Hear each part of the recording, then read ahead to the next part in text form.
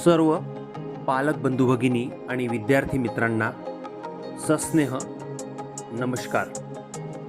मित्रांनो, कनिष्ठ महाविद्यालय आणि अव्यावसायिकची प्रवेश प्रक्रिया आपण बघितली आणि विद्यार्थ्यांनी प्रवेश घ्यायला सुरुवात केलेली आहे. सामाजिक न्याय विभागाच्या आयुक्तालयाद्वारे जे वेळापत्रक आपल्याला देण्यात आलं होतं त्या अनुषंगाने आता प्रोफेशनल म्हणजेच व्यावसायिक अभ्यासक्रमाची प्रवेश प्रक्रिया सुरू झालेली आहे. यामध्ये आत्ता वरिष्ठ कार्यालयाकडनं मेरिट लिस्टची ऑर्डर येताच आपल्याला प्रवेश घ्यायचा आहे आणि दिलेल्या वेळेत प्रवेश घ्यायचा आहे मित्रांनो. आणि प्रवेश घेतल्यानंतर संपूर्ण माहिती त्याच्यासाठी आपला पूर्ण जो बायोडाटा आहे तो आपल्याला डॉक्युमेंटसोबत आवश्यकतेनुसार सबमिट करायचा आहे, कारण जे कागदपत्र महत्त्वाचे आहेत ते आपल्याला वसतिगृह कार्यालयात द्यायचे आहे. आपण जर संत गाडगे महाराज विभागीय स्तर मुलांची शासकीय वसतिगृह निंभोरा अमरावती आणि येथील युनिट 1, 2, 3 आणि गुणवंत या निंभोरा वसतिगृह संकुलाचा विचार केला तर सद्यस्थितीमध्ये युनिट 1, 2, 3 आणि संत गाडगे महाराज विभागीय स्तर मुलांचे शासकीय वसतिगृह निंभोरा अमरावती येथे काहीच दिवसात व्यावसायिक म्हणजेच प्रोफेशनलची प्रवेश प्रक्रिया सुरू होणार आहे. आता या प्रवेश प्रक्रियेमध्ये विद्यार्थी प्रवेश प्रक्रियेत 23-24चा एक फॉर्मॅट आपण तयार केलाय, ज्याच्यामध्ये अभ्यासक्रमाचं नाव, वर्ष कोणतं आहे तुमचं, प्रथम, द्वितीय, तृतीय, चौथं. कारण काही जे पॉलिटेक्निक करून येतात ते डायरेक्ट सेकंडरीला ॲडमिशन घेत असतात. इतर सर्व विद्यार्थ्यांसह प्रथम वर्षालाच आपल्या या शासकीय वसतिगृहामध्ये ॲडमिशन होत असतं. सर्वांनाच ही गोष्ट माहिती आहे. त्यामुळे कनिष्ठ, अव्यावसायिक आणि व्यावसायिक याच्यामध्ये टिक करायचं आहे. आपण आत्ता ज्या लाईनमध्ये बोलतोय ते व्यावसायिक किंवा प्रोफेशनल अभ्यासक्रम आहेत. त्याच्यामध्ये प्रवेशाचा दिनांक, तुमचा दाखल खारिज क्रमांक टाकण्यात येईल, वसतिगृहाची रूम क्रमांक तुम्हाला देण्यात येईल. आणि सर्वात महत्त्वाचं म्हणजे हा जो व्हिडिओ आहे मी तुमच्यापर्यंत याच्यासाठी पोहोचवतोय की वसतिगृह प्रवेश म्हणजे केवळ आणि केवळ जेवण, निवास, कॉलेजला जाणे येणे आणि इतर ॲक्टिव्हिटी एवढंच मर्यादित नाही. हे तर आहेच, शासनाने वसतिगृहाची जी भूमिका आहे, महत्त्वाकांक्षी योजना आहे, त्याचा उद्देशच तो आहे. परंतु विद्यार्थ्यांचं करिअर, त्यांचं शिक्षण, त्यांचा सर्वांगीण विकास, personality development, soft skills development हा भाग सुद्धा आपण निंभोरा अमरावती इथे कॅरी करत असतो. आणि कोविड नंतरच्या मागच्या 2 ते 2.5 वर्षामध्ये आपण चांगल्या पद्धतीने विद्यार्थ्यांना घडवण्याचा, संस्कारित करण्याचा आणि त्यांना अर्निंग, जॉब मिळेल, त्यांचं प्लेसमेंट चांगल्या ठिकाणी होईल. त्यांना जर मास्टर्स डिग्री करायची असेल तर IITs, VNITs, IIIT किंवा एखाद्या चांगल्या गव्हर्नमेंट कॉलेजमध्ये किंवा चांगल्या प्रायव्हेट कॉलेजमध्ये ते कसं करू शकतील यासाठी वेगवेगळे उपक्रम, कार्यक्रम आपण विद्यार्थ्यांच्या करिअर ओरिएंटेड कोर्सेस म्हणून किंवा पर्सनॅलिटी डेव्हलपमेंट कोर्सेस म्हणून राबवत असतो. त्याचाच एक भाग, सुरुवात म्हणजे मी विद्यार्थी म्हणून जेव्हा वसतिगृहामध्ये प्रवेशित होतो तेव्हाच आपलं फ्युचर प्लॅन आम्ही तुमचा तयार करत असतो. तो तुमच्या अनुषंगाने, तुमची आवड, तुमचा इंटरेस्ट, तुमचा अभ्यासक्रम, तुमचं क्वालिफिकेशन, तुमचं बजेट फॉर दॅट मॅटर किंवा तुमचा कल कुठे आहे, म्हणजे फ्युचर प्लॅन किंवा करिअर टार्गेट, करिअर प्रॉस्पेक्ट्स किंवा करिअर संबंधी तुमचे फ्युचर प्लॅन या संबंधात जर विचार केला तर देर आर 2 पार्ट्समध्ये आपण त्याला डिवाइड करू शकतो. पुढलं एज्युकेशन म्हणजे 12वी नंतर काय करायचं, ग्रॅज्युएशन नंतर काय करायचं, पोस्ट ग्रॅज्युएशन नंतर कुठे जायचं आहे, एज्युकेशनच्या रिलेटेड म्हणजे मला एज्युकेशन किंवा क्वालिफिकेशन वाढवायचं आहे, हा एक भाग. आणि दुसरा जॉब किंवा प्लेसमेंट, नोकरी ज्याला म्हणतात सिम्पलमध्ये, आपलं करिअर. तर या 2 पार्टमध्ये आपल्याला कुठे कॅरी करायचं आहे ते महत्त्वाचं आहे. आता जॉबचा जर आपण विचार केला, प्लेसमेंटचा किंवा नोकरीचा जर विचार केला तर त्याच्यामध्ये 2 पार्ट आपल्याला समोर दिसतात. एक तर गव्हर्नमेंट जॉब आणि दुसरा म्हणजे प्रायव्हेट जॉब. तिसरा एक पार्ट आणखी त्याच्यामध्ये आपण काउंट करू शकतो, तो म्हणजे व्यवसाय, एखादा उद्योग आपल्याला स्वतःहून सेल्फ एम्प्लॉयमेंट ज्याला म्हणतात तो. म्हणजे गव्हर्नमेंट जॉब, प्रायव्हेट जॉब आणि व्यवसाय, उद्योगधंदा यातले 2 महत्त्वाचे भाग नोकरीसाठी आपल्याला याच्यासाठी आवश्यक आहे की गव्हर्नमेंटमध्ये स्पर्धा परीक्षा, बँकिंगच्या परीक्षा, UPSC, MPSC, सरळ सेवा किंवा डिपार्टमेंटलच्या एक्झाम ज्या गव्हर्नमेंटकडनं करते तिथे आपल्याला जॉब शोधायचे आहे.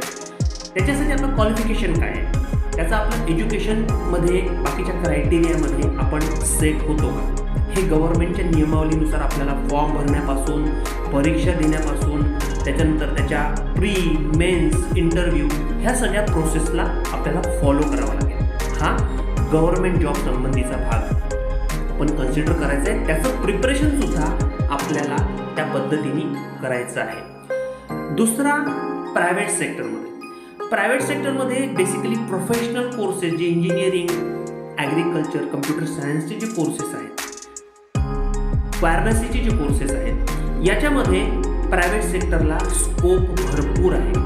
मल्टीनॅशनल कंपनीज, त्याच्यानंतर नॉन गव्हर्नमेंट ऑर्गनायझेशन, संस्था, संघटना, कॉलेजेस, महाविद्यालयं किंवा इतर प्रायव्हेट कार्यालय याच्यामध्ये सुद्धा जॉबच्या भरपूर संधी अवेलेबल आहे. मला हे सर्व सांगण्याचा उद्देश हा की जेव्हा आपण काउन्सिलिंग तुमचं प्रवेशाच्या सुरुवातीला करता, जेव्हा तुम्ही निंभोरा वसतिगृहामध्ये प्रवेश घेता, तेव्हा काउन्सिलिंग सेशनमध्ये या सगळ्या गोष्टी आपल्या या चार्टवर आपण लिहून घेतो, याच्यासाठी की माझ्याकडे plan A, plan B, plan C असा अवेलेबल असला पाहिजे. कधीकधी आपण एखादा निर्णय घेऊ शकत नाही किंवा मला कुठलं करिअर चूज करायला पाहिजे, तेव्हा आपण या चार्टचा उपयोग स्वतःसाठी करून घेऊ शकतो. विद्यार्थी मित्रांनो, हा भाग आपण प्रवेश प्रक्रियेच्या सुरुवातीलाच याच्यासाठी करून घेतो की पुढले 3 वर्ष किंवा 4 वर्ष जेवढाही तुमचा अभ्यासक्रम असेल तोपर्यंत तुम्हाला या वसतिगृहात राहायचं असतं आणि मग फक्त आणि फक्त टाइमपास करणे किंवा अभ्यासक्रम पूर्ण करून निघून जाणे हा थोडंसं कुठेतरी हे डिस्टर्बिंग वाटतं किंवा कुठेतरी आपलं टार्गेट आपण अचीव केलेलं नाही आहे असा फील शेवटी येण्यापेक्षा सुरुवातीपासूनच जर आपण त्याची थोडी का होईना अभ्यासासोबत आपल्या करिअरची सुद्धा जर तयारी केली, मला असं वाटतं की एक चांगला जॉब आपण वसतिगृहातून निघेपर्यंत आपल्या हातात नक्कीच असेल. स्पर्धा परीक्षांचा अभ्यास, आता अभ्यासिकासुद्धा आपल्या वसतिगृहामध्ये आहे, वाचनालय आहे आणि आपण विद्यार्थ्यांना सुद्धा त्यांच्या अभ्यासामध्ये कुठेच डिस्टर्ब होणार नाही याची नक्कीच काळजी घेत असतो. कारण इतर वसतिगृहातल्या गोष्टी आणि माझं करिअर, विद्यार्थ्याचं करिअर हे आपल्यासाठी सर्वात जास्त महत्त्वाचं असलं पाहिजे आणि त्या दृष्टीने आपण हे करत असतो.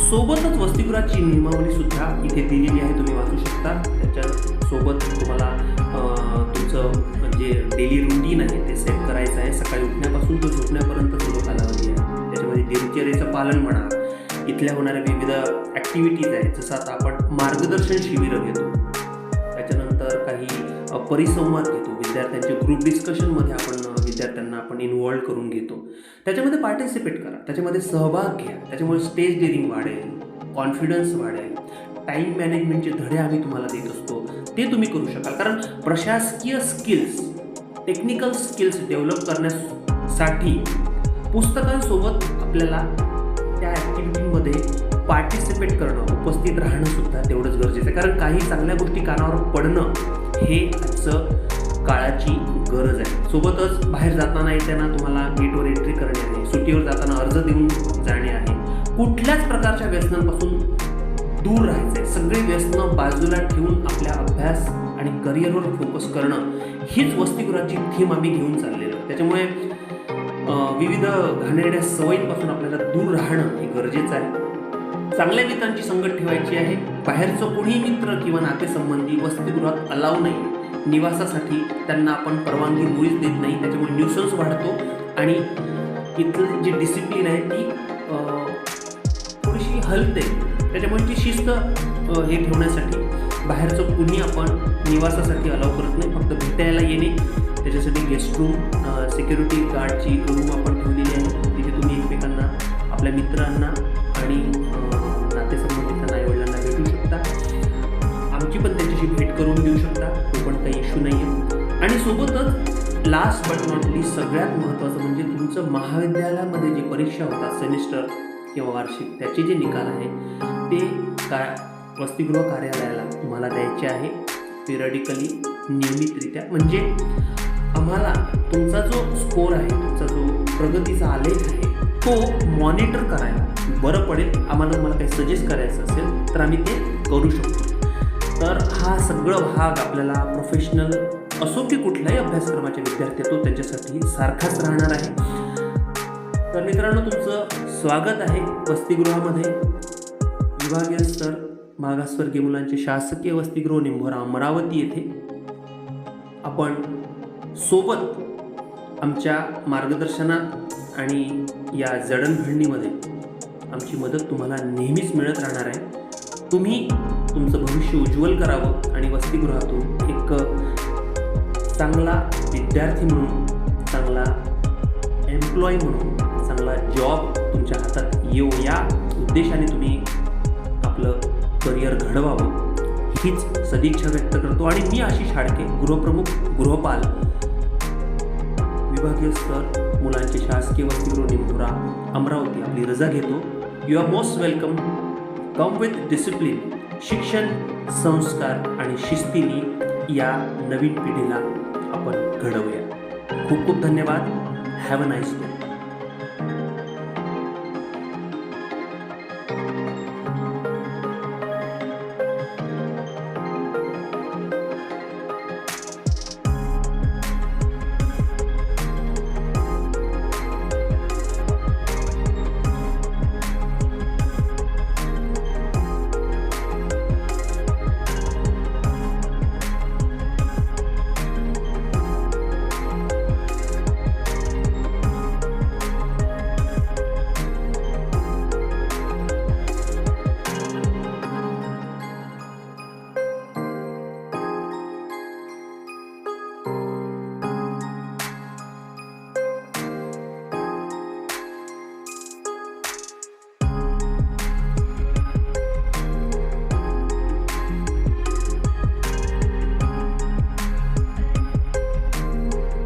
करूया मानवंदने.